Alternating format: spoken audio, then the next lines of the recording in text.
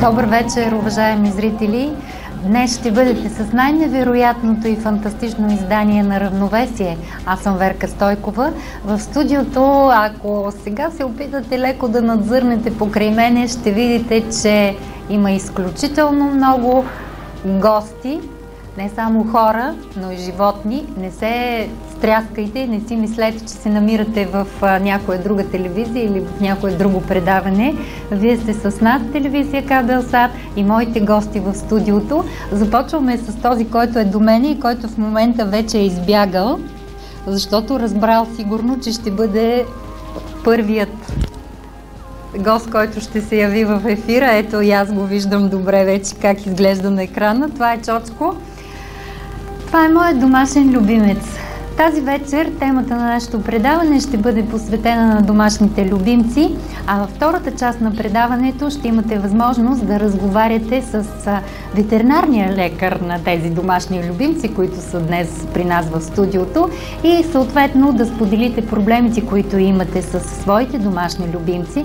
А ние очакваме по време на цялото предаване да ни се обадите и да разкажете невероятните случки, които са се случили с вас и вашите домашни любимци. Казвам добър вечер на моите гости и започвам с най-голямата от тях. Това е Лилия. Добър вечер, Лили. Лили е моята дъщеря и в нея в момента в нейния скут стои другият наш домашен любимец. Котката. Коя е тя? Джема се казва и малко е страх в момента. Обаче това е от непознатото място. Така. Добър вечер на Деси. Добър вечер. И на нейната приятелка и съседка, доколкото разбирам. Да. Росица, така ли беше? Да, добър вечер. Добър вечер, Роси. Те пък имат друг един невероятен домашен любимец, който е общ за тях двете. И това е техния хамстер. Как се нарича хамстера? Хамстърът се казва Пухи. Пухи. Аз зная, че Деси имала и други домашни любимци преди да си вземат общо този хамстер, но тя ще разкаже след малко за това.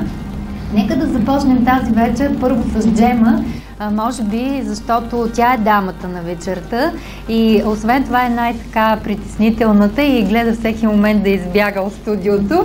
Така че нека да я представим нея. Лили, защо реши да имаш коте като домашен любимец? Това ли е любимото ти животно? Ами, по принцип аз обичам всички животни, абсолютно, но като за домашен любимец котка предпочитам да гледам, защото първо не иска толкова много разправия като кучето, да се извежда навънка на разходки, хранене и така нататък. Дори вниманието, което се отделя, не е чак толкова голямо, но аз много обичам да я отделям внимание, дори постоянно. И още защо? Може би защото котките са някакси по-близко до човека като характери. Няма в тях това робското чувството за подчинение. Което имат кучетата, да, може би. И не само кучетата, но всяко дресирано животно. И така все едно общуваш, нали, с някой едва ли неравностоен на себе си. Нали, тя има своя нрав, проявява най-различни капризи, да, и пакости, и всякакви неща, да. Така. Защо Роси и Деси избраха да имат в момента за домашен любимец хамстера? Как се казваш, че го забравих? Пухи. Пухи? Да. Ох, той силно е много Пухи. Защо решихте да бъде Пухи? Просто ние имаме една група за честни отношения. Група от деца? Да, група от От деца. вашето училище ли? Не, изобщо от деца, които имат проблеми. Така, Значи, сега, може би от 5 месеца е тази група така. и така предимно спират проблемите. Един ден решихме просто, че имаме нужда от лидер на тази група. Събрахме пари, всички си купихме едно общо животинче, ето го сега, Пухи. Пухи. А защо, Роси, решихте Пухи да се намира известно време и още от началото във вашия дом? Понеже на другите деца не им беше разрешено, може би не са имали такава възможност, родителите им не са им давали да бъде от тях. А ти имала ли си до сега друг домашен любимец? Не. Не си имала, за първи път имаш. Да. Пухи от колко време казахте, че е у вас? От една седмица. От около една седмица. Как се чувстваш сега, когато за първи път имаш домашен любимец? Добре се чувствам, много съм спокойна. Въобще поемам отговорност за него. Приятно ти е да се грижиш за Пухи, нали? Да. Не те натоварва това. Не. А мислиш ли, че така желанието ти да го имаш бързо ще се изпари, като на повечето деца? Не мисля. За сега се чувстваш добре с него. Деси, преди да разкажем за другите домашни любимци така нещо по-интересно, които са тук в студиото, аз искам да разкажа за твоите предишни домашни любимци, които всъщност, доколкото разбрах, са станали причина сега Пухи да не се намира във вашия дом. Я кажи малко повече за това. Значи, така първият ни домашен любимец беше котка. Просто я махнахме, защото бях тогава съвсем малка и влизаше в кошчето ми. Мама я беше много страх. После си взехме куче. С него стана същото. Веднъж ме бутна и много лошо така се ударих.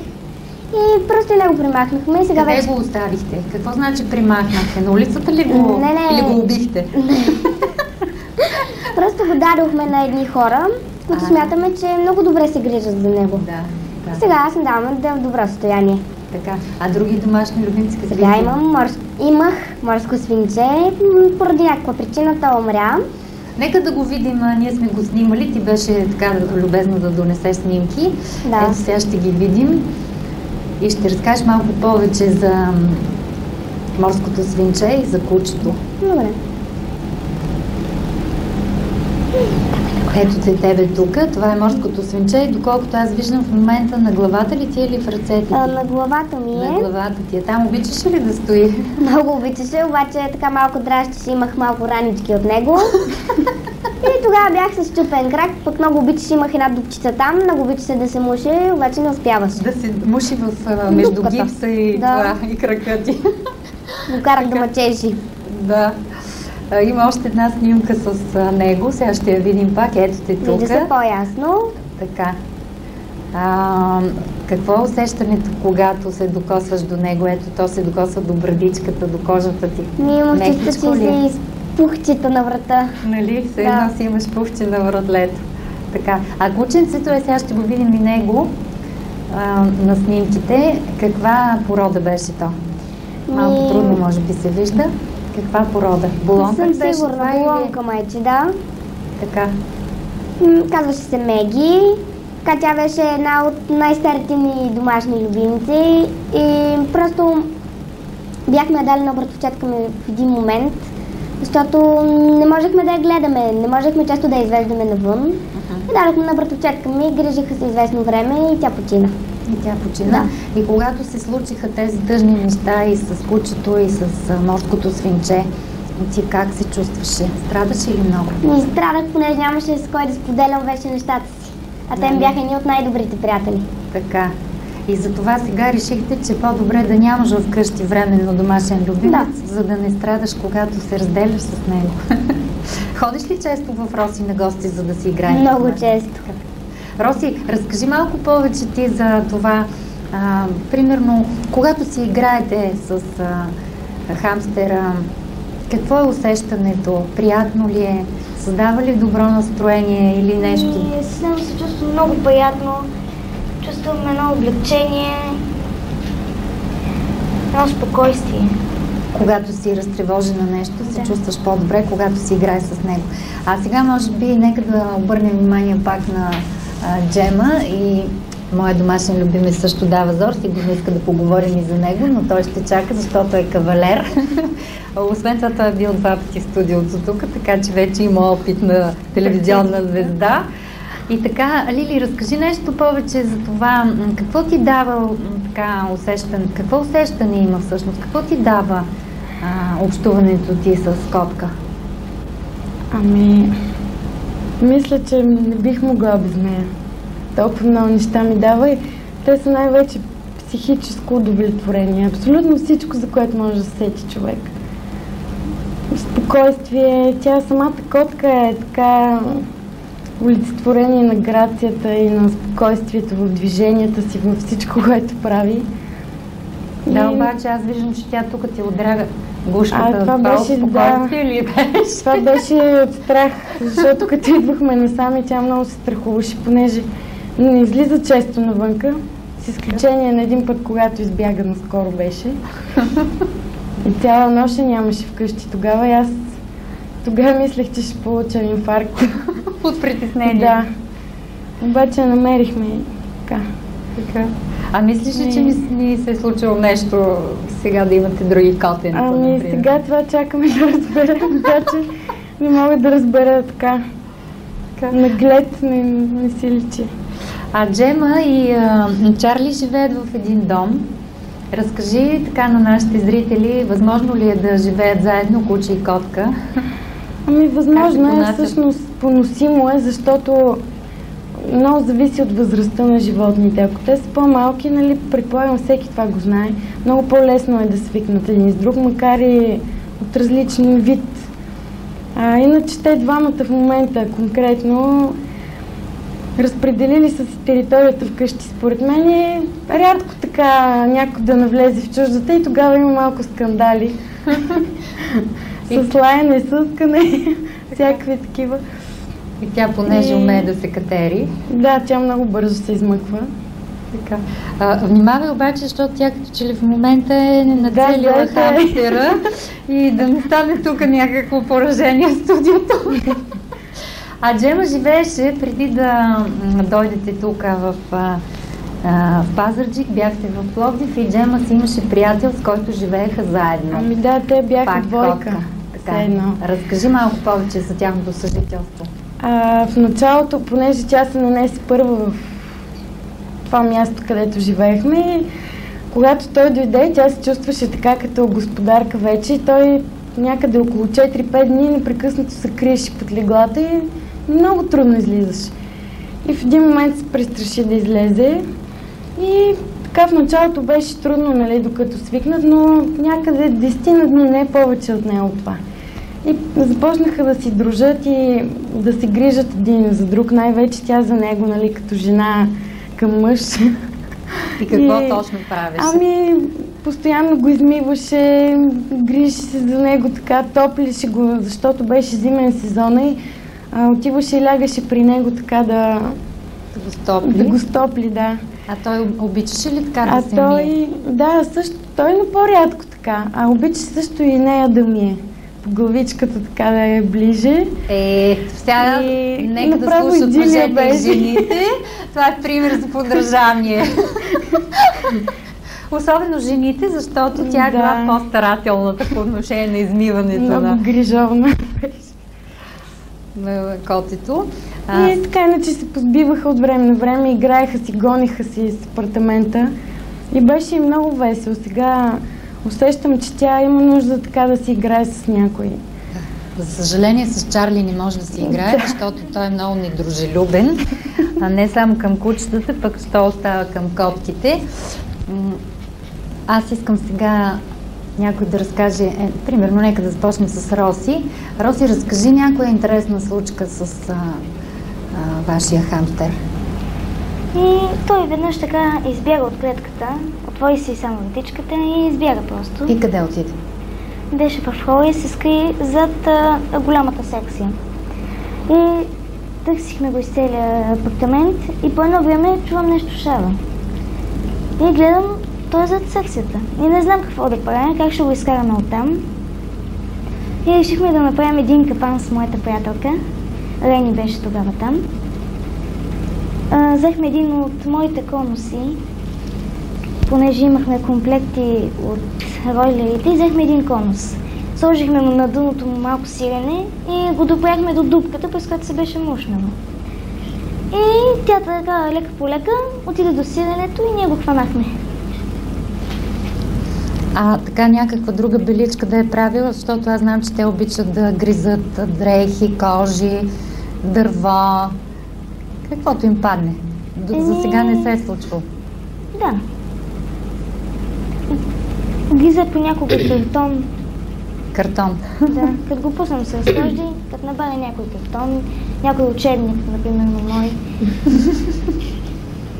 Чочко, например, сега си спомням, като казваш учебник, като беше по-малък, той обожаваше да яде на книгите, така лепилото, където са залепени страниците, и сега имаме най-малко 20 книги в нашата библиотека, изпоядени от него. Прочетени, искам да кажа. Деси, ти какво ще разкажеш за твоите домашни любими? Ще разкажа за Чарли, понеже беше така последния домашен. Кой беше Чарли? Защото ето го Чарли до мен. Чарли ми беше морското свинче. Морското свинче, добре. Значи, белята му беше, че можеше да си надига вратичката на клетката и беше избягал изведнъж, така един ден, ставам от сън и го гледам, няма в клетката.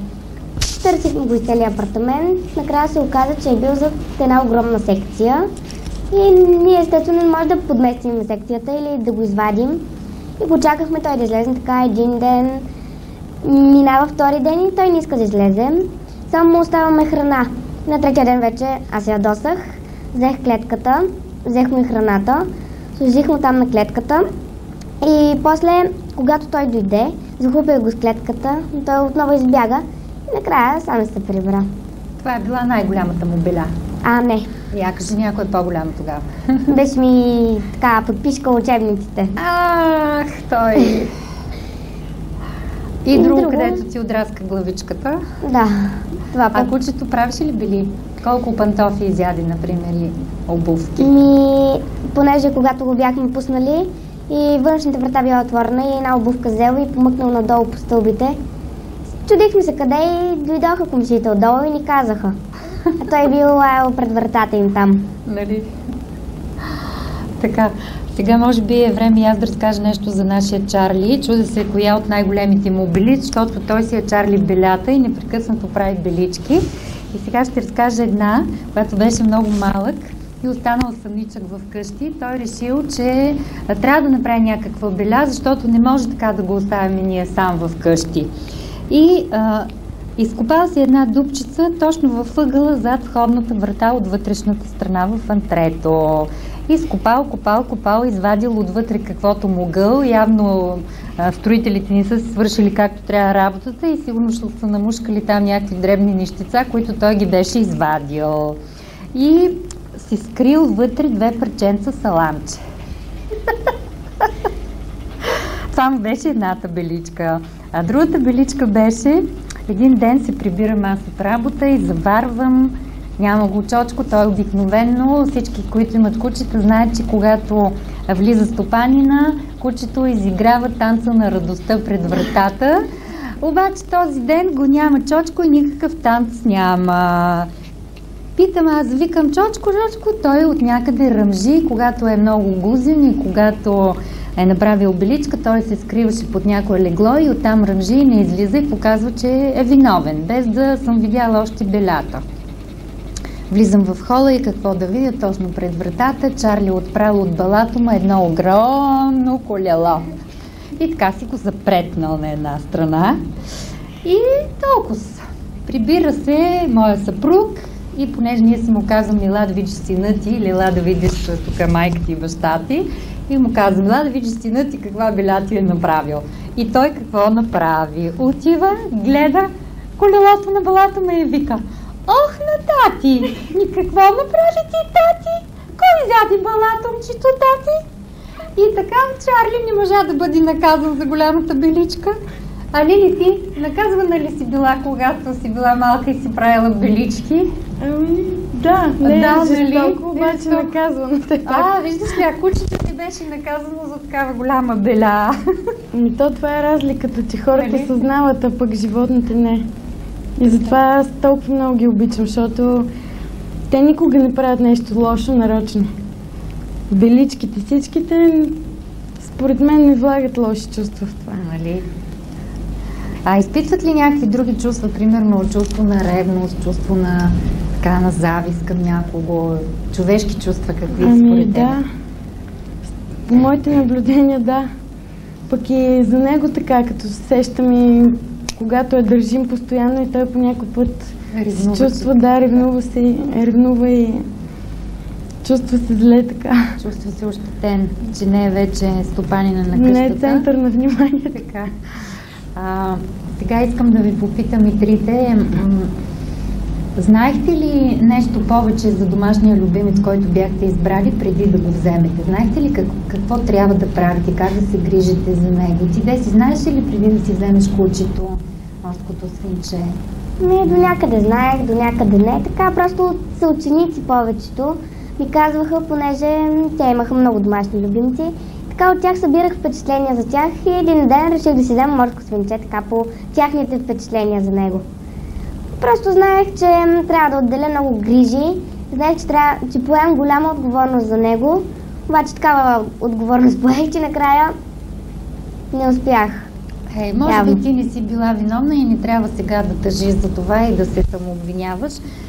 Явно е трябвало така да се случи. А ти, Роси, знаеш ли нещо за хамстерите, примерно? Да, понеже един мой приятел имаше хамстер и постоянно играехме с него, когато бяхме на вилата му и така разбрах много неща за него, които ми помогнаха. Преди да го вземеш? Да. А сега правите ли нещо, примерно, в това отношение? Четете ли книги? Има много книги такива. Не чак толкова много, но има книги, в които може да се вземе информация. Не. А съветвате ли се с ветеринарен лекар, примерно, който би могъл да ви каже нещо? Само с родителите съветвам. С родителите. Така от ученици, от родители. И даже един мой съученик имаше една книга, така взех да прочита малко за морските свинчета. И разбрах, че те са така много дружелюбни и трябва да говориш с тях. Нали, обичат да им се говори. Знаете ли всъщност, ако се разболее морското свинче или хамстера, примерно в случая, какви са признаци? Така ще разберете сега, че то се е разболява. Ето, например, аз знам за кучето, предполагам, че Лили знае за котката. По какво ще разберете, че той е болен, за да потърсите помощ? Според мен няма така да е весел. По принцип, морското свинче беше много весело, обаче така в последните дни някакси така не скачаше както преди, нали, като играех с него и просто се чувствах го все едно, не знам, не играеш. Усещаше, че нещо не е вред. А Роси, ти как мислиш сега, като хамстър е у вас, ще забележиш ли, когато нещо не е добре с него? Да, ще забележа. Защото по принцип аз го знам, у нас се е свикнал и е много палав и се иска да излезе от клетката, се иска нещо палаво да направи. И сигурно няма да е толкова жизнен, така? Да. А дали ще се храни така, както трябва? Сигурно. Май се предполага, че няма да ядете чак толкова солечи. Така. Може би трябва нещо да пожелаем на нашите зрители, които и тази вечер не посмяха да се обадят и да споделят своите радости и неволи с тяхните домашни любимци. Аз зная, че почти няма така някакъв дом, в който дали ще бъде къща или жилищен такъв апартамент, в който да не е имало някога някакъв домашен любимец. Ето, нашия иска вече да бяга. Какво ще пожелаете на тези, които тепърва искат да си вземат домашен любимец? Аз им пожелавам да обмислят днешното предаване, да разберат какво е станало, как да се отнасят с животните си и надявам се да изберат един от тях. И да изберат едно от тях. А ти, Роси, какво ще им пожелаеш? Ще им пожелая успешно да се грижат за тях и да могат да прекарват много хубави мигове с тях. Така. И Лили? Аз искам само да кажа, то по-скоро да допълня, че ако наистина сте решили да взимате домашни любимци, значи това трябва да стане с абсолютно така пълно съзнание за отговорността към тях. Тоест да сте готови да останете с тях до край, а не да става така, както улиците сега са пълни с бездомни животни и изхвърлени са повечето от тях. Просто това е тъжно. Когато не е преценено предварително, какви отговорности трябва да поеме човек. Точно така, да.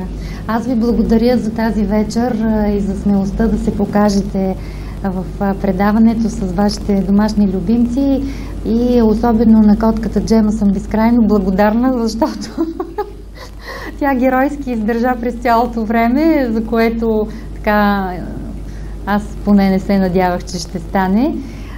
Чарли така и не си показа тук характера, но той изглежда действително се прояви като кавалер тази вечер и дори не поиска да джавка, което е много добре. Значи вече в последните му години от живота се надявам да сме го възпитали да се държи прилично в обществени места. А ние продължаваме от тук нататък с рубриката Книгите.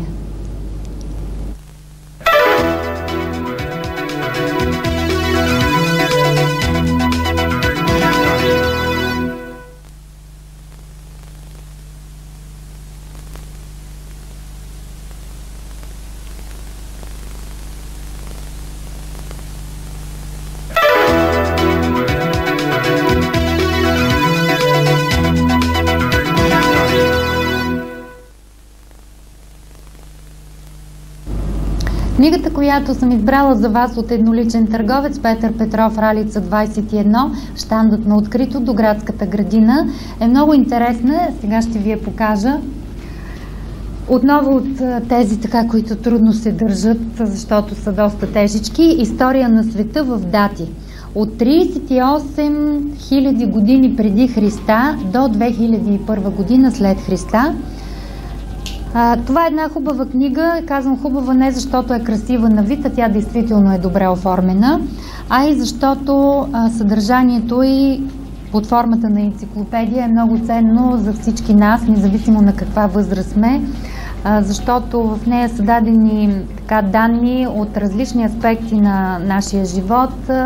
Ето виждате в какъв такъв диапазон дълъг от време и най-интересните събития, които са се случили през това време, с малко кратка информация за тях, различни неща от историята, от литературата, от изкуството, от политиката, от какво ли не. Аз ще ви прочета анонса към книгата, защото според мен е излишно да ви чета отвътре някакъв материал, а това може да го направите само когато решите, примерно, да решавате кръстословица или да се явите на някое телевизионно състезание. Така че ще ви прочета всъщност анонса, за да разберете така по-подробно за какво става въпрос. История на света в дати. Семейна енциклопедия.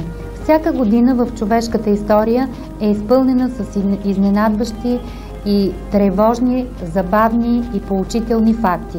Избухвали са войни и вулкани, умирали са крале и поети, раждали са се пророци и откриватели, прекосявани са бурни океани и снежни планински хребети.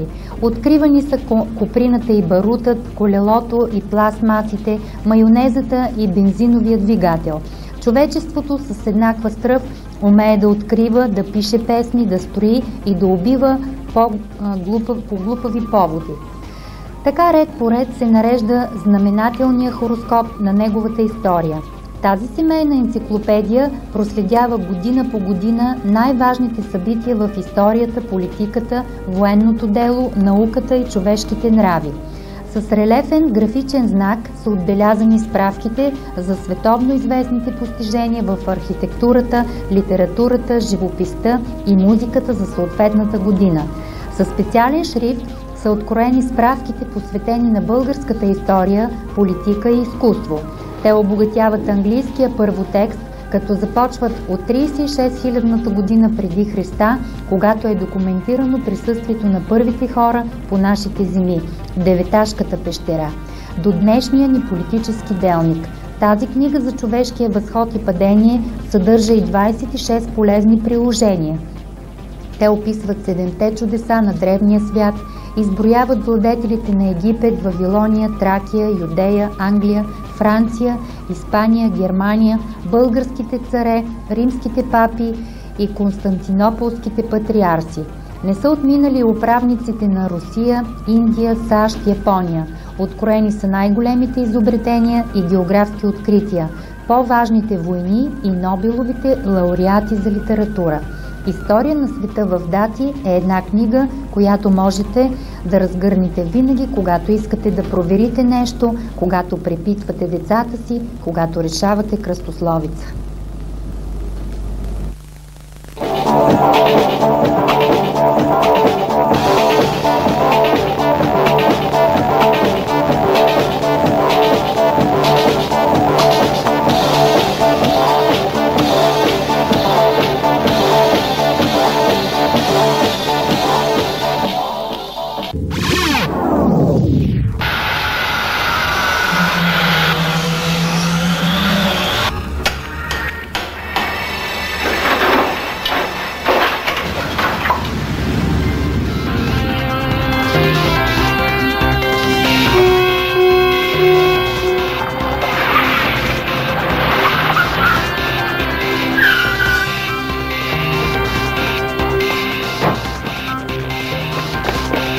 Не сменяйте вратата, сменете охраната.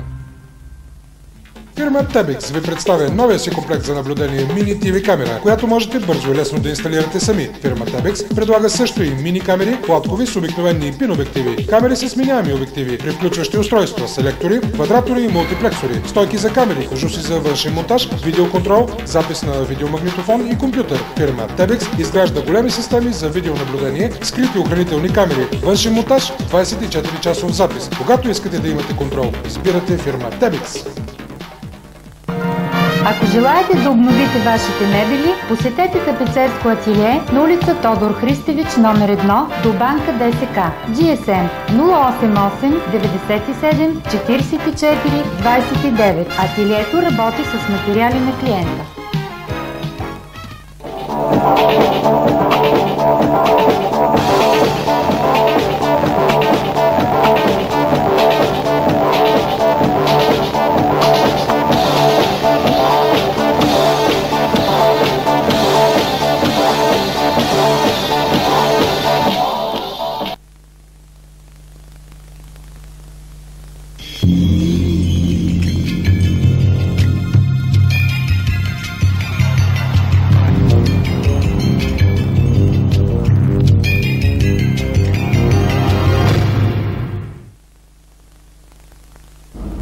Продължаваме на тема домашни любимци. До мен в студиото е доктор Янко Тодоров. Добър вечер, доктор Тодоров. Добър вечер. Доктор Тодоров е ветеринарен лекар от Пловдив, но аз ще му дам възможност сам да се представи и да каже нещо повече така за себе си, за своята практика. Първо да кажа добър вечер на всички зрители. Приятно ми е да съм гост в вашето студио. Ветеринарен лекар съм съвсем отскоро. Дипломирах се през 2000-та година. Завършил съм ветеринарна медицина в факултета по ветеринарна медицина към Тракийския университет. И съвсем отскоро работя в град Пловдив, в моя собствена ветеринарна клиника в квартал Тракия. Защо избрах точно доктор Тодоров да бъде гост в нашото студио тази вечер? Ще ви кажа съвсем накратко. Аз обичам да се мотивирам, когато е възможно, и вие знаете това. Преди малко видяхте моя домашен любимец, кучето Чарли. Случи се така, че ходене по лекари в Пазарджик, ветеринарни лекари, по един проблем с кучето, се оказа, че проблемът не може да се разреши. Едва ли не той трябваше да умира вече, защото беше решено, че сигурно има тумори. И в един миг, по едни изтечения на обстоятелствата, се оказа, че трябва да отидем в Пловдив и така попаднахме на доктор Тодоров. И какво беше така моето изключително очудване от това, което видях, влизайки в клиниката, и отношението, което така почувствахме, беше не като към животно, а като към човек. Значи аз за първи път виждам лекар, ветеринарен, който поставя някаква инжекция на животното, като му почиства кожичката с спирт, така както би трябвало да бъде, а не да използва една и съща спринцовка няколко пъти. Това първото нещо, което ме впечатли. Надявам се, че доктор Тодоров, като натрупа така практика, няма да започне и той така през прозото да го... и ще запази всичко това, което в момента представи като възможности. Също така много силно ме впечатли това, че той си е оборудвал кабинета до такава степен, че може да прави и рентгенови снимки, както направи и на Чарли. Изобщо в всяко едно отношение един съвременен такъв ветеринарен център. Как го постигнахте? Това ни коства доста усилия, както, нали, разбира се, от финансова гледна точка, така и поради ред бюрократични причини, тъй като някои от апаратите, нали, примерно това число и рентгена, е доста трудно да се инсталират в каквато и да е сграда. Има ред изисквания в това отношение. Мисля, че това е и причината да възпира ред мои колеги да притежават такъв апарат. Не е толкова цената му, колкото изискванията, които се поставят за него.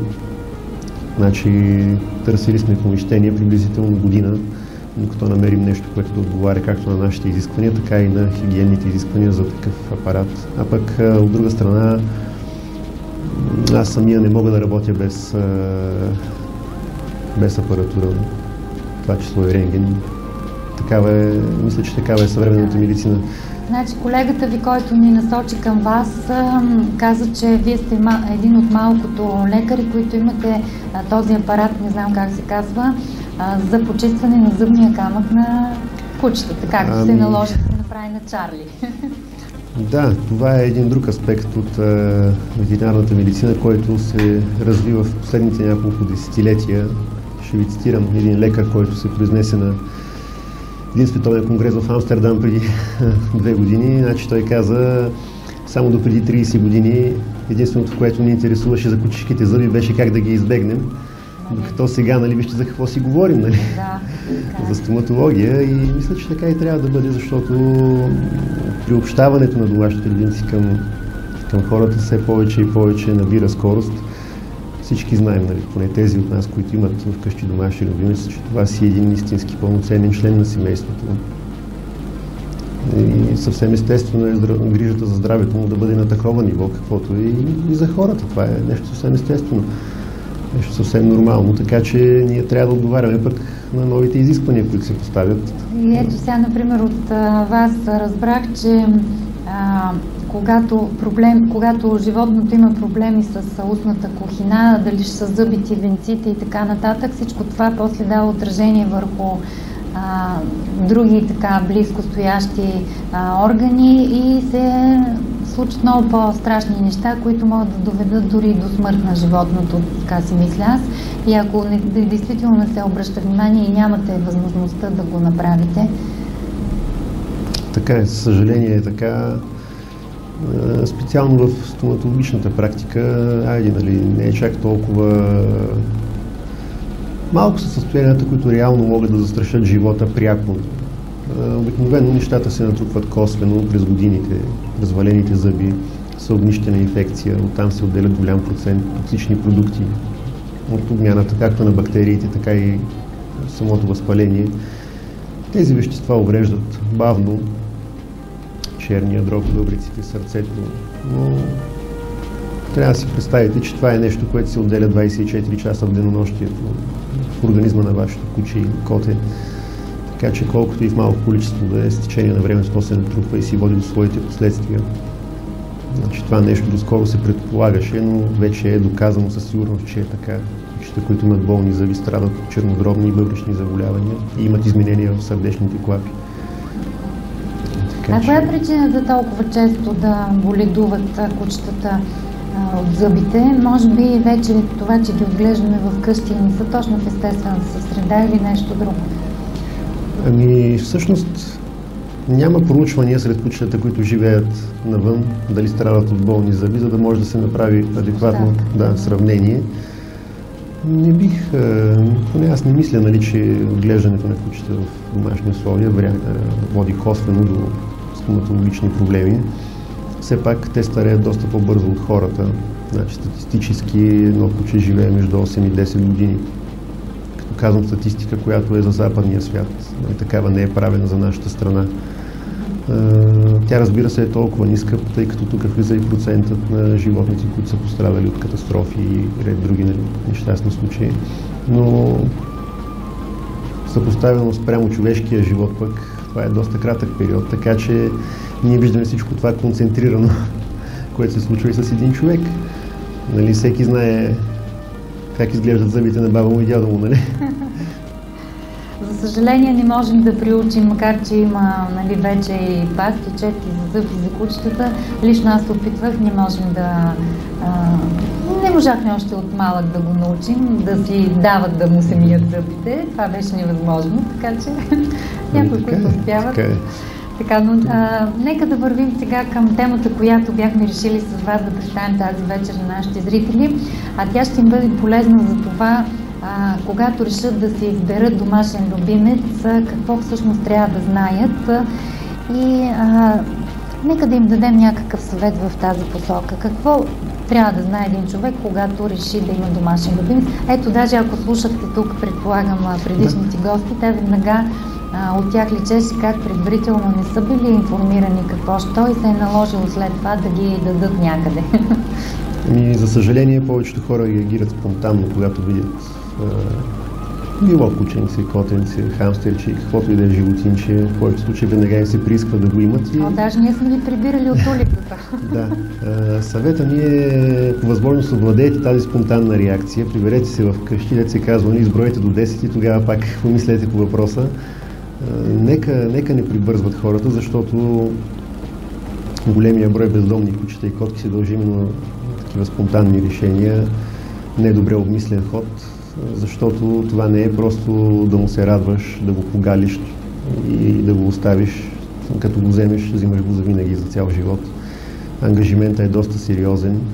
Трябва човек да си разчете внимателно времето, с което разполага, дали ще успее да отдели нужното внимание на своя любимец, дали ще може да осигури нужните грижи, от които той се нуждае. Ето сега напоследък доста навлязоха в нашата страна екзотични любимци, игуани, хамелеони, различни влечуги. Повечето хора, да ни кажа всички, просто не знаят как да се грижат за тях. Просто искат да ги имат.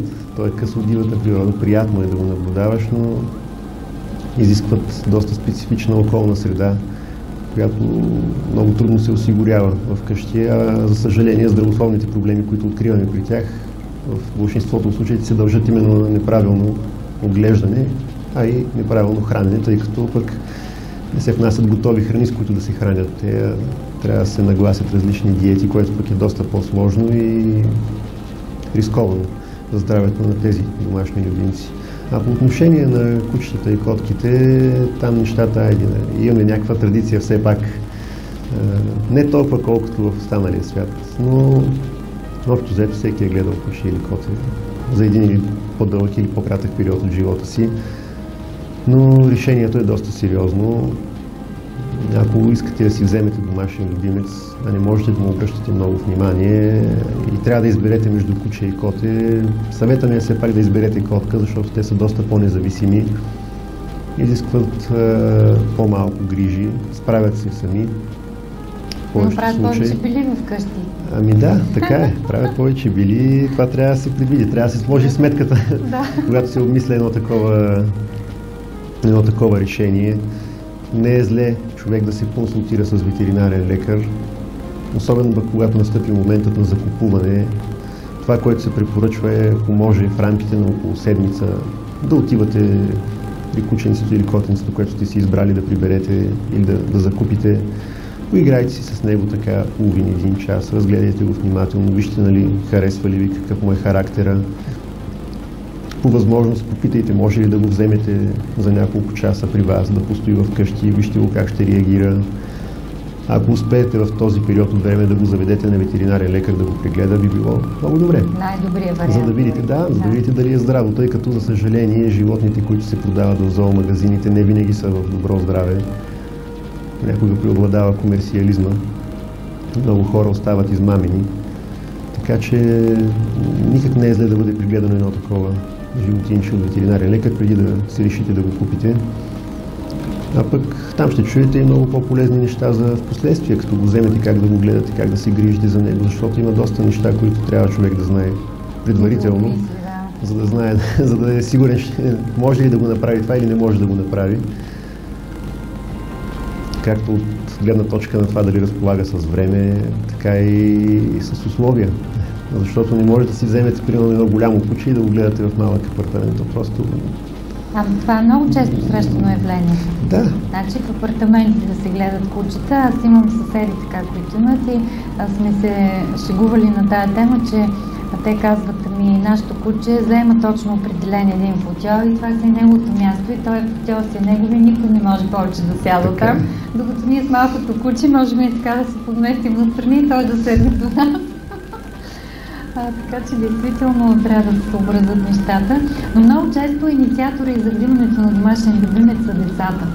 И така ние родителите по някакъв начин да им угодим на това желание, действително не обмисляме проблемите, които от тук нататък. Защото те обикновено обещават децата, така ще го гледаме, ще го извеждаме, ако е случай всичко точно. Те са съгласни на всичко в момента, в който се купи, само да е вкъщи.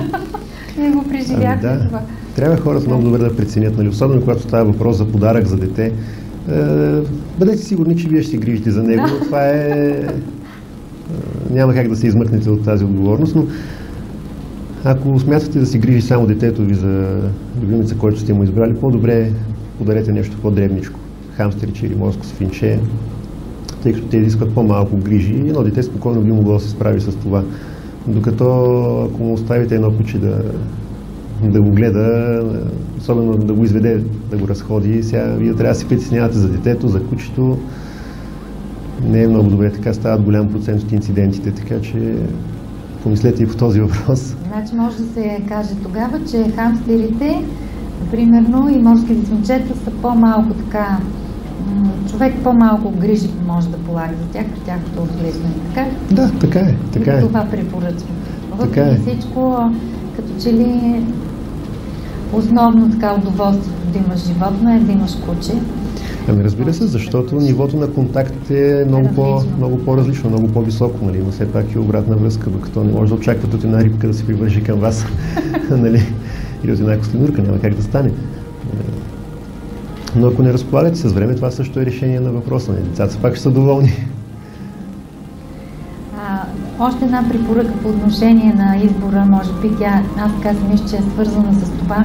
Значи домашният любимец, ето както Лили преди малко каза, също има нужда от приятел, от контакти с съответно от същата порода, от същия вид. Не от порода, от същия вид, да кажем. Това не знам дали се замислят така хората, дали могат да го осигурят. Ние някога сме гледали хамстери и беше много трудно да намерим на женския хамстер, мъжки, така, приятелство. Да, така е. Това е нещо съвсем естествено. Такава е биологията. Сега по отношение на кучетата, добре е да съжителстват или да контактуват ежедневно с друго куче, особено в началните периоди, първите месеци, 3-ти, 4-ти месец, до 7-8 месец, когато е периода на социалното съзряване. Е добре кученцето да общува с други кучета, така се научава на много неща, на естествено поведение. Общо взето толкова, колкото и вие ще го научите, ще научи от други кучета как да реагира, така че това е важно. Сега по отношение на някои други аспекти, доста хора... Възпитанието, например, искам да кажете. Кои са по-лесно възпитаеми? Така съм чувала, че примерно малките древните кучета по-трудно се възпитават от по-големите. Има ли такъв момент? Ами, общо взето, малките кученца са склонни към разглезване. А и повечето хора ги взимат именно с тази цел, нали? Да има нещо в скута си, което да бъде галено. Да. Така че с годините това се натрупва като генетичен материал и си остава. Те са доста по-своенравни, но това в никакъв случай не означава, че са глупави. Те са си доста интелигентни същества, много бързо разсъждават, възприемат, ориентират се в обстановката, но не им пречи да налагат своето мнение, след като знаят, че ще бъде допуснато. След като знаят, че номера ще мине. В същия начин стои въпроса и с просенето от масата. Всяко куче проси, когато неговите стопани седнат да се хранят на масата, той там и очаква. След като знае, че ще му бъде дадено, има цял набор от жални погледи. Да. Като че никога не е яло. Така е, да. И с времето знае точно кой човек ще му даде, кога ще му даде. А ако отрано вие го отучите от този навик, няма да ви досажда, което много добре. От кога започва възпитанието на едно куче, примерно? Ами възпитанието започва някъде около 3-я месец, около 3-месечна възраст. Тогава се заучават някои по-елементарни команди, като да идва при стопанина си, да сяда, да се успокоява, което на този етап е доста добре. По-нататък вече към 7-8 месечна възраст е добре да се консултирате с човек, който се занимава с възпитание на кучетата, защото там вече е по-сложна процедурата. Но съветът ми е такъв, че където и да отидете, към когото и да се обърнете, искайте, когато кучето ви се обучава, да бъдете и вие там и обучението да става чрез вас, за да не се получи в един момент така, че кучето да слуша инструктора си, а да не слуша вас. И по принцип, за съжаление, в нашата страна малко са хората, които се занимават професионално с обучение на кучетата и имат ценз за тази дейност да извършват. Всички ние гледаме Animal Planet, следим, има предавания за обучение на кучета и там се виждат професионални инструктори.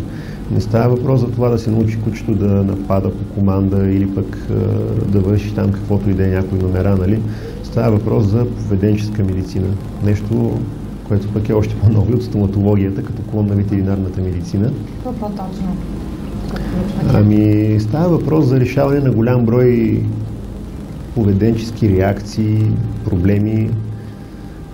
За съжаление, голям процент от кучетата, които се пускат на улицата, са именно с такъв проблем. Така да се каже, несходство с характерите между стопанина и кучето. Същото важи и за котките. Примерно, хората си харесват едно котенце от улицата, то е много миловидно, прибират го, но проблема е в това, че след една година котенцето става котка или котарак. Котараците започват да проявяват териториално поведение, започват да маркират в къщи, урината мирише доста неприятно и човек даже и да свикне с нея, непознатите хора реагират доста по-остро, което в крайна сметка води до неприятни емоции за всички.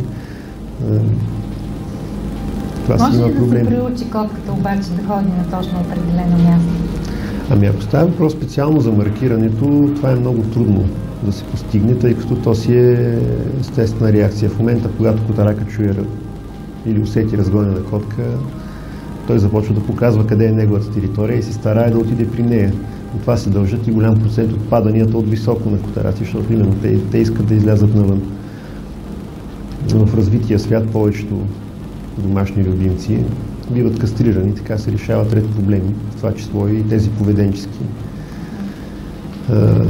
За нас отклонения, за тях нещо съвсем нормално. Така, с ногтите, чесането по мебелите, по стените. По отношение на драскането вече, на чесането, това е... Някои котки наистина прикаляват. На пазара са пуснати такива продукти, те наречените чесалки, които като се поставят на едно определено место, котката би трябвало да отиде да драска там. И само там, обаче се получава точно обратното. Ходи навсякъде другаде, но не и там. Проблема може да се реши в някои случаи с определени упражнения, но в повечето случаи изисква хирургична намеса, това, което се прави в целия развит свят. По козметичен път се отстраняват ногтите на предните крайници. Котката, като няма ногти, няма драскане, няма проблем. Това изглежда на пръв поглед малко драстична мярка, но това, което прочетох съвсем наскоро, е една статистическа извадка за Канада, където ежегодно около 100 000 котки се подлагат средно в тази операция. При допитване на стопаните, около 40 000 от тези котки биха били пуснати на свобода, заведени в приют или просто ефтаназирани, приспани, именно поради тази причина, че драскат в къщи и увреждат мебелите. Така, че може ли да някаква порода без ногти? Ами за сега само безкостни е измислена. Нали? Да. Да. Малко трудно ще стане, тъй като котката си е хищник по природа. Когато избираме пак домашен любимец, много често някои хора предпочитат домашния любимец да бъде точно чистокръвна някаква порода, а други пък за тях това не е от значение, както например за нашето семейство. Значи ние ги събираме от улицата едва ли не. и не ни прави впечатление. Има ли някакви различия в изискванията по отношение на това? На отглеждането, на боледуването, ако щете, има ли нещо по-различно? Специално по отношение на отглеждането и на храненето, не мисля, че има някаква разлика. Кучето си е куче, то си има едни изисквания, сега има някои породни изисквания, разбира се, които трябва да се имат в предвид. Например, кучетата от големите породи, като догове, кавказски овчарки и така нататък, е редно да се хранят 2 пъти на ден. Тук на общоприетата практика в нашата страна, че всички кучета ядат веднъж дневно. Това се налага с цел да се избегнат някои неприятни заболявания на храносмилателната система. Иначе в останалите аспекти няма някаква особена разлика. От здравословна гледна точка, разбира се, трябва да се знае, че чистокръвните породи кучета и котки боледуват доста по-често от различни заболявания, страдат от различни генетични или наследствено предавани болести. Добре е да се осведомите предварително, ако искате да си закупите кученце или котенце от определена порода, какво точно се предава в неговата порода по генетичен път. Някои от тези заболявания биха могли да бъдат избегнати при правилно развъждане и селекция. Например, едно доста често срещано заболяване – дисплазията на тазобедрените стави. В света се води борба с това заболяване чрез отстраняване на болните кучета от разплод. Не се допускат да имат малки. Както мъжките, така и женските. Това заболяване така по-просто? Заболяването се изразява в развитието на един прогресиращ остеоартрит, възпаление и разрушаване в последствие на двете тазобедрени стави. Ставичката, която свързва таза с бедрото. За съжаление, процесът е необратим. Като лечебни мерки има някои хирургически възможности за корекция, но те са първо като вариант доста скъпи, не са за всеки и е доста неприятно за стопаните, защото заболяването не се проявява веднага. Първите няколко години от живота на кученцето е доста разочароващо за човек, като си вземе едно кученце и да му се радва и на една годинка като навърши да разбере, че страда от заболяване, от което последствие ще стане инвалид. Така че е добре да се осведомите за тези неща предварително. Именно за това служат и тези родословия. Но това казвам, не е редно. В света се прави така. Кучета, които страдат от такова, а и от други заболявания, не се допускат до разплод, да имат малки кученца. Значи, когато си купувате куче и ви дадат родословия, попитайте за това нещо все пак. Ако ви кажат истината, разбира се. Все пак някъде трябва да е отразено. Вие сте с предаването Равновесие. Тази вечер в студиото мой гост е доктор Янко Тодоров, ветеринарен лекар. Изкълчих си езика, докато го кажа. Можете да задавате своите въпроси към него по отношение на проблемите, които имате с вашите домашни любимци. А ние продължаваме с това какво трябва да знаем и да направим, разбира се, съвместно с нашия ветеринарен лекар по отношение на профилактиката при отглеждането на домашния любимец, за да всъщност да го запазим здрав, ако здрав сме го взели. Профилактиката при домашните любимци общо взето може да се раздели на 2 части. Такава по отношение на заболявания, които засягат само домашния любимец, и профилактика на заболявания, които засягат както домашните любимци, така и хората. Точно, те наречените зоонози. Да, за съжаление има такива болести. Те са болестите общи за домашните любимци и човека. Наричат се зоонози и са някъде около 170 заболявания. Не всички са по домашните любимци, разбира се. Значи, това, което трябва да знаете, първо, като си вземете малко кученце, е редно да се изследва за вътрешни паразити, за глисти. Голям процент от кученцата и котенцата се раждат с опаразитени, тъй като на майките не е било дадено лекарство в подходящия момент на бременността.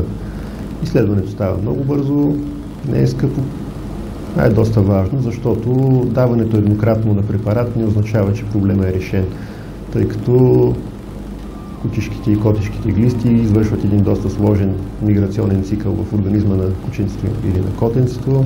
Това отнема време и съответно на различни етапи от живота му се развиват паразити, просто пристигат от различни органи в червата. Затова се налага, ако се открият паразити, при едно такова изследване, неколкократно третиране с противопаразитен препарат. Обикновено 4-5 пъти се налага такова третиране през около 10 дни. Съответно, пък ако изследването е отрицателно, се налага такова нещо. По отношение пък на пожизнената профилактика спрямо вътрешни паразити, до сега битуваше в нашата страна едно мнение, че противопаразитните таблетки трябва да се дават веднъж на 3 месеца. Това не е адекватен период за контрол на паразитите. Какви са изискванията? Защото ние така правим през 3 месеца? Ами да, това е доста остаряло схващане. Колко е този период на развитие, примерно от яйцето до... Значи за различните паразити този период е различен. За прословутата кучешка тения, ехинококовата тения, периода се движи между 40 и 60 дни. Значи доста по-кратко е, от 3 месеца.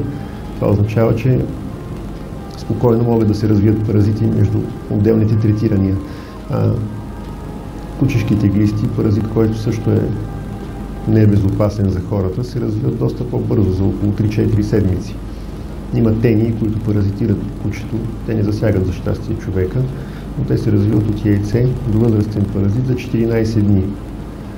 Важно е да знаем, че никой противопаразитен препарат, както на нашия, така и на световния пазар, няма предпазен ефект. Ефектът трае няколко часа, докато препарата се намира в организма на кучето и на котето. Моменталното действие, да. Което може да унищожи нещо. Ако има паразити, убива ги. Ако няма, просто се елиминира. Затова съвременните препоръки са за ежемесечно третиране на кучетата и на котетата с съответните препарати, като независимо от интервала, през който им даваме такива таблетки, е желателно веднъж годишно да се изследват за вътрешни паразити, за да се проследи адекватен ли е този контрол, който осъществява. Това е по отношение на паразитните заболявания. Има обаче и ред други заболявания, които се причиняват от микроорганизми, от бактерии и вируси. Срещу някои от тях са изработени ваксини, които се поставят на кученцата и на котенцата. Те са важни до толкова, доколкото те засягат единствено домашните любимци. За съжаление, повечето от тях са смъртоносни, тези също, които са изработени ваксини имам предвид. Желателно е да се слагат ежегодно през целия живот на кучето. Също има едно такова разпространено схващане, че като навърши 5 или 6 години може по-нарядко да се третира, да се вакцинира кучето. Не, това не е така. Никоя фирма, производителка на ваксини не препоръчва подобно нещо, нито пък в някое проучване, където иде по света е посочено, че може да се прави да се допусне такъв дълъг интервал между отделните вакцинации. Трябва да знаем, че старите кучета, възрастните кучета боледуват доста по-често, както и възрастните хора, те са с потисната имунна система, така че за тях също е доста важно да се вакцинират ежегодно. Те не изграждат някакъв имунитет, така ли, когато ваксината всъщност? Не, изгражда се имунитет, но той трае около 1 година, не повече. Има заболявания, срещу които имунитета трае по-дълго, например бяс. Ваксината, която се използва по-настоящем, ваксините, които се използват в нашата страна по-настоящем, са вносни. Всичките изграждат имунитет, който трае 2 или 3 години, но законът в нашата страна повелява животните да се имунизират веднъж годишно. Така че от такава гледна точка ние правиме ежегодно имунизиране и срещу бяс. Но това не е толкова разпространено заболяване. Ежегодно в нашата страна има констатирани няколко случая всяка година на бяс при диви животни. Те са в Северна България, първо да кажа. Последните 30 години в Южна България няма такъв констатиран случай на бяс. Но все пак трябва да се имунизират домашните любимци. Това не означава, че един ден няма да се случи нещо подобно и тук. По отношение на другите заболявания, на ганата, на парвовирозата, всички знаем какво означават те. Просто са животозастрашаващи и там шега не бива. Те казват, че само малките кученца боледуват. Ами по отношение на парвовирозата е така. Боледуват кученца на възраст до около 1 година и половина, 2 години. Впоследствие при по-възрастните кучета може да се получи заболяване, но то обикновено е вторично на базата на друго такова да се провокира. Но по отношение пък на ганата, която също е доста разпространено заболяване, не боледуват кучета на всяка възраст. Да. Като заболяването е с доста висока смъртност. Говорим сега за обезпаразитяването. Значи на мене ми се случи, когато Чарли беше много малък, и това е важно да го кажем, защото лично на мен никой не ми го беше казал, че не трябва да се случи, да го направя така. Едновременно третирахме за външните тия паразити, там бълхи и кърлежи, и в същия, значи изкъпахме го този ден и в същото време му дадохме и хапчето за вътрешните и стана така, че го натровихме и после едва го спасиха. Ами да, все пак желателно нещата се правят. А лекарът не ми каза, от него ги купих, че не трябва да бъде в един и същи ден. Предполагам, че е пропуснал. Може би мисля, че аз знам, обаче аз не съм знала. Да, подразбиране.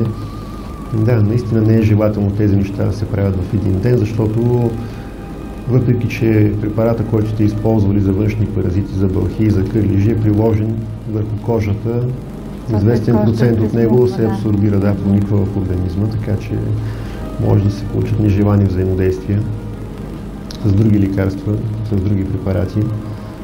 Също така не е желателно едновременно кучето или котето да се обезпаразитява и да се имунизира. Желателно е да се изследва първо има ли паразити, няма ли, да се обезпаразити и след това да се имунизира, защото глистите изчерпват малко или много ресурси от тялото му, вашия любимец. Това пречи на изграждането на един стабилен, хубав имунитет. Не, че нещо лошо ще се случи, нали, пряко нещо видимо, но няма да е дотам ефективна имунизацията. Просто давате си парите на вятъра. Така много напоследък се чуха така случаи. Не знам дали в Пловдив е така, но тук имаше такива моменти. Може би последните 1-2 години имаше кучета, които починаха веднага след вакцинация. Значи говореше се, че има некачествени ваксини. Какво можете да препоръчате тук в тая посока? Може би не ги купуваме откъдето трябва или как? Ами по принцип, вие като отидете на ветеринарен лекар, той има ваксина, поставя ви. Това е най-добрият вариант. Не ви съветвам да купувате ваксина от аптека или откъдето и да отидете при някой, който да ви я постави. Първо, защото ваксините имат специален режим на съхранение. Те се съхраняват при хладилна температура от 2 до 8 градуса. Ако се повиши температурата, някои от вирусите, които са вътре, се активират, стават доста по-мощни, отколкото би трябвало да бъде и предизвикват клинически заболяване, което може да доведе до смърт. В началото на 90-те години имаше доста голяма партида внесени ваксини по нелегален път, които не бяха съхранявани правилно. Причиниха доста заболявания при домашните любимци. Сега в настоящия етап няма такъв проблем. Проблема е, когато стопанина си вземе ваксина и я пренася или пък дълго време я държи на хладно, примерно на прозореца на сянка, тогава най-често възникват проблеми. Не мисля, че когато отидете... Вариант е при ветеринарния лекар. Такъв ми е съвет. Да отидете при ветеринарен лекар, всичките колеги, които се занимават с дребни животни, си разполагат със съответните ваксини. Още повече, че вие не знаете точно каква ваксина да закупите. Те са доста видове. За различните възрасти на кучето има различни имунизации, които се правят. Така че най-добре да си отидете при ветеринарен лекар. И той е този, който ще прецени. Той ще прецени какво трябва да се направи. Има и такъв един момент, значи, когато си купуваш от аптеката, пак то не може така да отидеш и да купиш без някъде нещо да си питал, но аз поне съм чувала, че сега ще употреба един термин, ще кажа, че дали е правилен, за валентността на правилно сигурно на ваксината. Значи там колко валентна трябва да бъде съответната ваксина и на каква възраст трябва да бъде кученцето. И така съм чувала, че когато е много малко, трябва да бъде с по-малка валентност ваксината. Има ли такъв момент? Да, желателно е. По принцип, идеалният вариант е да се вакцинират кучетата с колкото се може по-малко валентна ваксина. Това налага, разбира се, по-често имунизиране, тъй като не може да не се слага ваксина за определено заболяване. Така е, колкото по-малка е валентността, толкова по-мощен имунитет се получава, тъй като натварва се имунната система спрямо по-малко антигени. Но пък това означава да се водят домашните любимци доста по-често при ветеринарен лекар. Примерно, ако стандартната програма включва 3-кратна имунизация, в противен случай, ако разделиме ваксината на няколко пъти, означава поне 2 пъти повече да идвате, за 2 пъти повече имунизации. Но не е проблем. Нали? В съвременните ваксини това нещо е предвидено. При малките кученца се използват наистина ваксини за по-малко заболявания. Например, препоръките са първата имунизация да бъде за гана и за парвовироза, за 2 заболявания или пък само за парвовироза. Тя на каква възраст се прави? Тя се прави между 40 и 50 ден. 50-дневна възраст. Втората ваксина се прави 2 седмици по-късно след първата. Тя вече е за повече заболявания по преценка на лекаря. Включва най-често ваксина срещу отново гана, парвовироза, хепатит, срещу лептоспироза, може и параинфлуенца или коронавирусна инфекция, както прецени ветеринарния ви лекар. Той ще ви изработи индивидуална схема, според която да се процедира. И вече на 3-месечна възраст се поставя една стандартна ваксина, която е тъй наречената годишна ваксина. Тя е срещу най-много заболявания. Тя вече включва и бяс в това число. И понеже говорим за заболяванията, сега може би трябва да кажем за заболявания, които засягат и хората. И каква трябва да бъде много често... нашата хигиена, може би, и всичко останало. Да. Едно от най-често срещаните заболявания е гъбичната микотична инфекция на кожата. Среща се при всички бозайници, не само при кучетата и котките, среща се при хамстерите, при морските свинчета. Това е заболяване, което причинява едни червеникави сърбящи петна по кожата при хората. Не може да доведе до смърт или до нещо по-сериозно, но пък е доста неприятно. Инфектирали всички там жени в дома и аз отидох на кожен лекар и казах на лекарката: аз идвам за 3. Да. Проблема е еднакъв, защото взехме едно коти от улицата. Самото заболяване не представлява кой знае каква опасност за човека, но е доста неприятно, прилепчиво е. Не всички хора се разболяват от него. По статистика някъде около 50% от хората са възприемчиви към това заболяване, като не е точно изяснен механизъм защо това е така. Друго заболяване, което е доста по-важно, за него се тръби доста, е хинококовата тения. Това е паразитно заболяване, което се предава от кучето на човека и вече наистина има доста неприятни последици за хората. Но трябва да кажа, че през последните няколко години, последните 2 години, да речем, аз изследвам всяко едно куче, което влиза в моята клиника за вътрешни паразити и до сега не съм открил при домашно куче такава тения.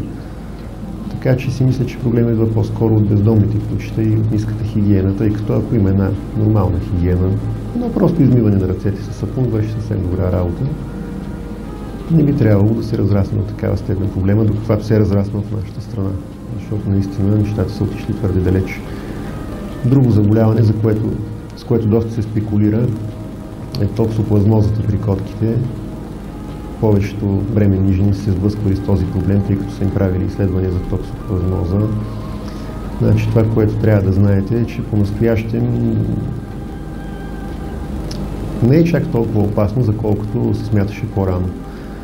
Нещата са отишли до там, че в Съединените щати не се препоръчва вече отстраняването на домашния любимец при хора, които са болни от спин или пък са раково болни и са подложени на имуносупресивна терапия. Тоест хора с повишен риск да се разболеят от каквото и да е. Повечето от нас се срещали с това заболяване, сблъсквали се с този причинител на един или друг етап. Всички сме галили улични котета като малки, като деца сме си играели, така че повечето от нас са инвазирани с него, но той не причинява някакъв проблем до момента, в който не настъпи сериозен имунен срив. Специално по отношение на честотата на заболеваемост при котките, в нашата страна тя е доста ниска. Някъде между 3 и 5%. Докато в Съединените щати е около 30%. Там е доста по-наболял проблема, но не е чак толкова опасно. Знам, че повечето гинеколози съветват бременните жени да махнат котката от къщи, но не е задължително. Може да се изследва котката, може да се изследват и хората. Определят се титрите антителата в кръвта и по това се съди имало ли инфекция, има ли в момента инфекция с този паразит. Това е, мисля, че по-разумният начин да се разбере наистина има ли проблем или не. Това е паразит, аз така съм чувала, защото аз съм изследвана заради заболяване на очите, казва, че може да се отрази и на зрението. И лекар очния каза, че не е задължително да имаш дори котката в къщи, достатъчно е да имаш кетеници, там вълнени такива завивки и вкарваш отвънка.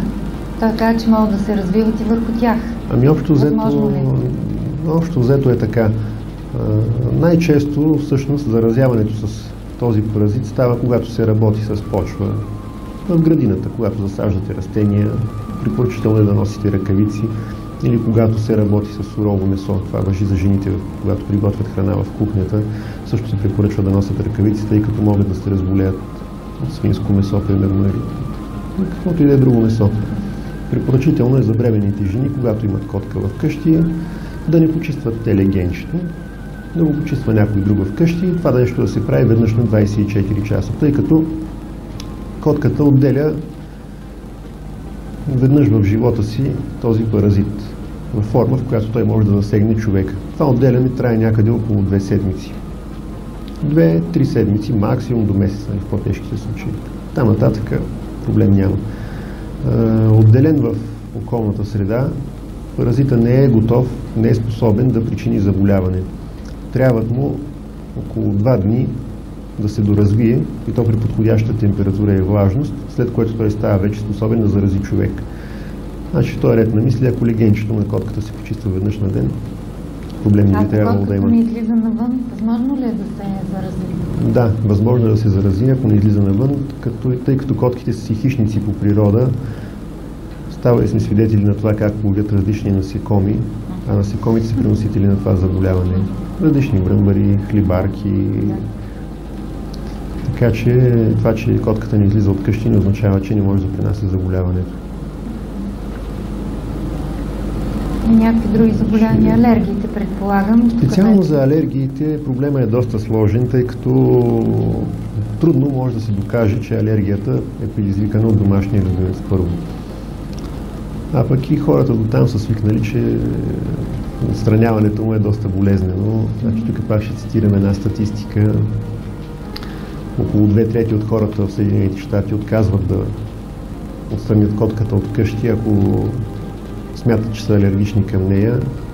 Същия и процента на хората, които отказват да отстранят котката по препоръка на лекар. Така че много е особена връзката, която възниква между човека и домашния любимец. Тя е предмет на доста изследвания, нали, защо всъщност си взимаме приятел вкъщи. Аз си мисля, защото не винаги между хората могат да се изразят така, чувствата и взаимоотношенията са по-различни, а като че ли домашния любимец, там ти се отваря душата. Да, така е. Поведението е абсолютно искрено, няма нищо корисно. Някое друго къщи и лапонство. Моя съпруг, например, казва, че работата му беше така доста изнервяща и стресираща и в момента, в който отвори вратата и го посрещне кучето, всичко, което е преживявал през деня, като че ли остава там на прага, докато играе танца на радостта. Така е, точно така е. Това е една истинска неподправена радост. И така човек, като се върне назад в спомените си, не може да намери нещо истински, да си се ядосал на твоето куче или на твоето коте, по някакъв начин да те е наранило или нещо да е направило. Това е причината хората да се грижат така за тях, да са загрижени за здравето им в такава степен. Нещо за хигиената, да кажем. Значи, каква трябва да бъде хигиената на кучетата и котките? Хайде, хамстерите, предполагам, че не се кътат, не знам. Какво трябва да се прави? Кажете за всички животни, които прецените. По отношение на хигиената за кучетата, препоръчително е да се къпят веднъж месечно. Това са стандартни препоръки. Разбира се, след всяка разходка, като се прибере в къщи, му се измиват патичките, докато гениталиите, просто с вода. За котките интервалът е доста по-дълъг. Обикновено 2-3 пъти годишно, съвсем достатъчно, не прекалявайте. За хамстерите, за пойните птички, може да им оставяте съд с вода, литък съд с вода през топлите дни от годината. Те също обичат на водичката. Особено в папагалите, за тях е просто наложително, тъй като те живеят в среда с доста по-висока влажност, така че топлите месеци трябва да оставяте такава паничка с вода, да влизат вътре да се къпят или пък да ги пръскате с някоя пръскалка от препарат за миене на прозорци. Може да използвате. По отношение на къпането на кучетата и котките, използвайте препарати, продукти, шампуани, които са за тях предвидени за домашни любимци. Не използвайте шампуана, с който се къпете вие, тъй като шампуаните за хора съдържат доста по-различни вещества, като разпинители, ароматизатори, омекотители. Това са вещества, които могат да причинят и почти винаги причиняват раздразване на кожата на вашия любимец, причиняват алергия и се налага след това да идват при нас. Не е нужно да си причинявате такова главоболие. Често се получава косопат. Доста неприятно е и това нещо се лекува дълго време. Доста упорито е. Знаете, като опада косама, за колко време пониква след това.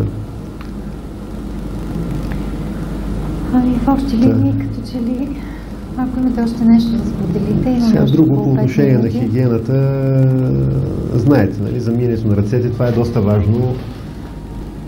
Всички харесваме кучетата и котетата галинги, но не забравяйте след това миенето на ръцете, тъй като те ходят доста по-ниско.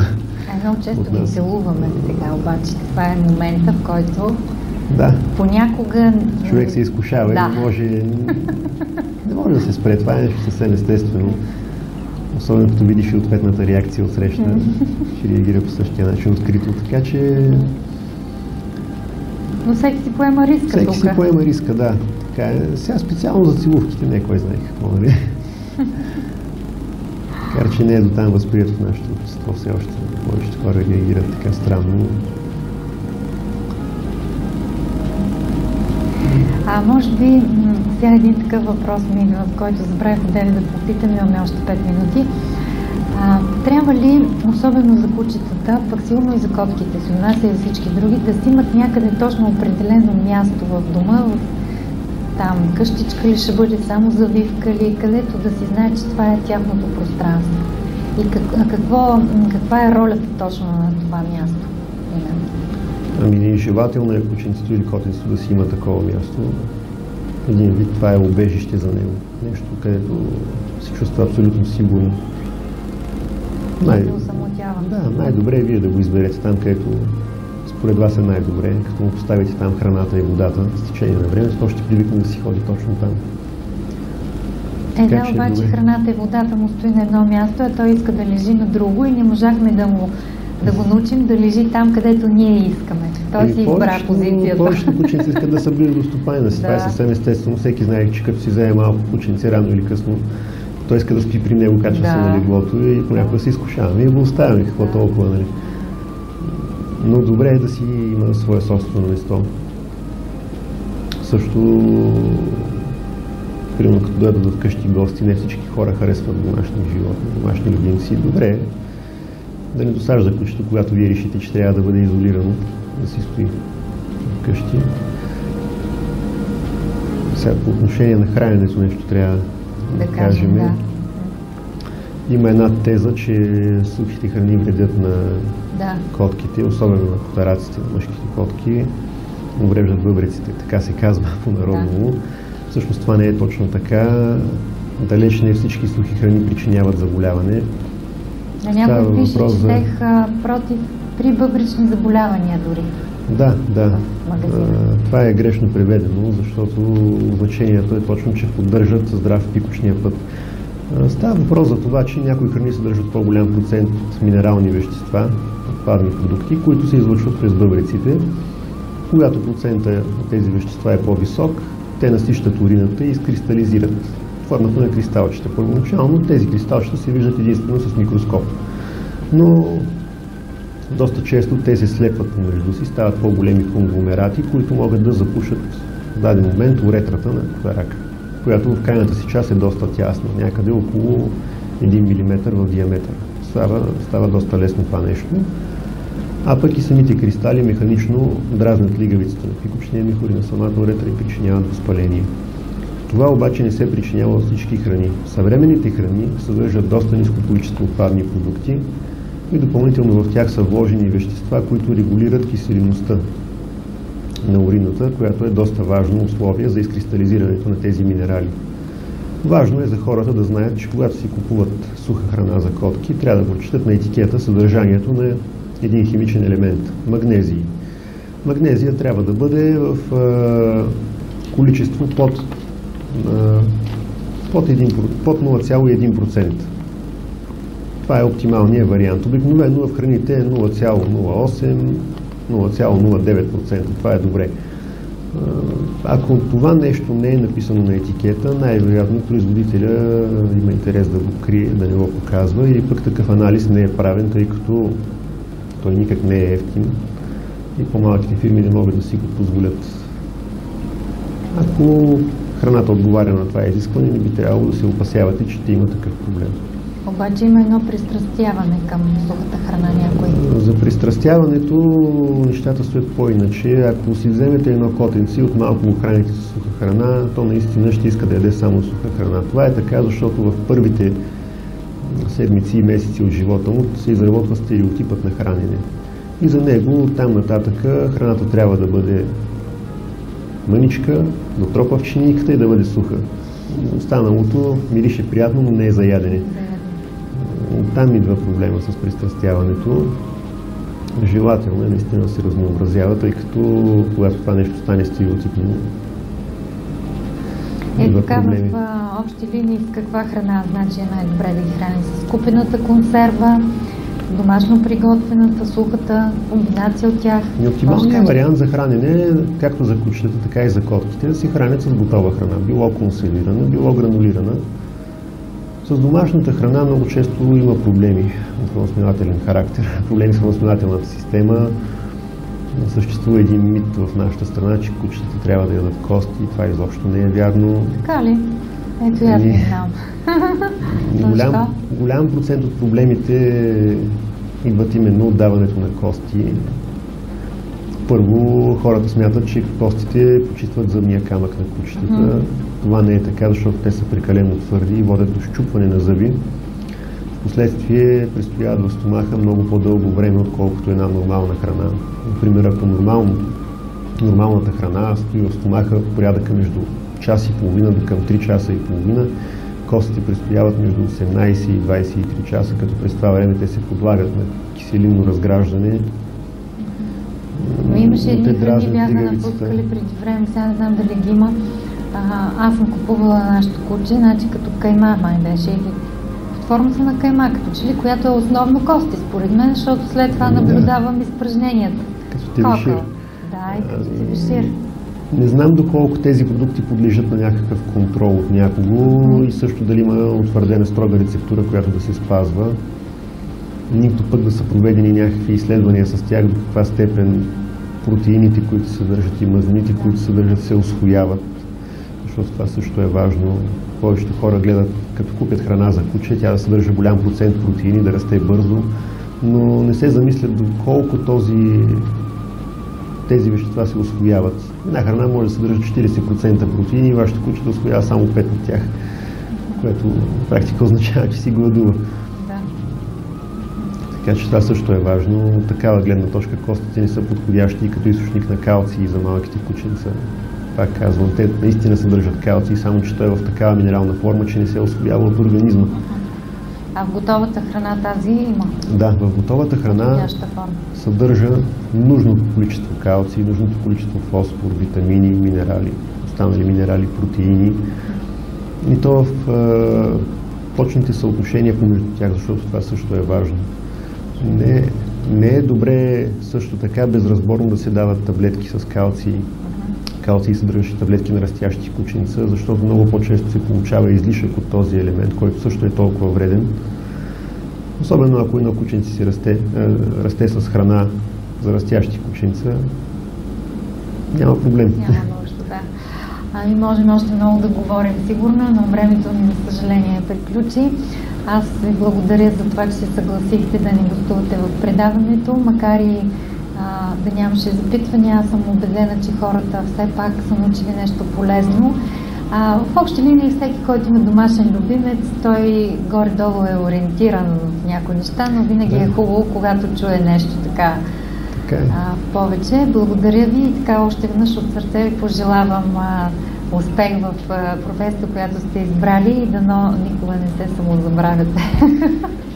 Удоволствие беше и за мен да бъда гост във вашето студио. Благодаря. Аз благодаря и на нашите зрители, че бяха с нас тази вечер. Очаквайте ни отново утре с повторението от 10:30. Приятна вечер!